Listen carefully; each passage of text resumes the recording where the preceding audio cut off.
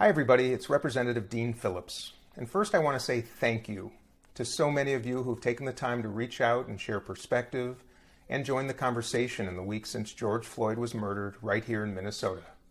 I've been doing a lot of listening, a lot of learning, and a lot of soul searching about racism, white supremacy, privilege, public safety, and equality.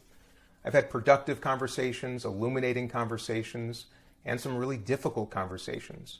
But that's okay, because growth can be challenging and uncomfortable.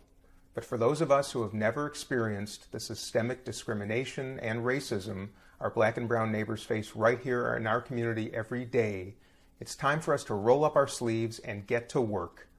I'll be heading back to Washington next week to help pass the Justice in Policing Act, and that's just a beginning. My team and I are totally committed to initiating meaningful and action-focused engagement on racial justice in America. And that's why I'm talking with you today, June 19th, an incredibly important day in American history. Juneteenth celebrates freedom and highlights the ongoing fight for true equality for Black Americans. It's a day that deserves reverence, respect, and observance, and that's why I'm joining a growing number of American employers like Target and Best Buy right here in Minnesota in recognizing Juneteenth as a paid holiday for my staff.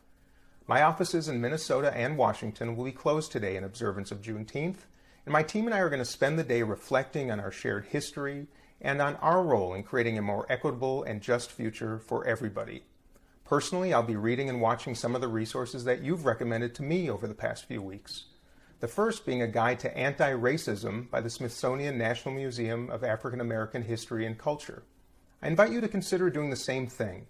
And I also hope you'll recommend some resources to me that you found helpful by sharing those in the comments section below.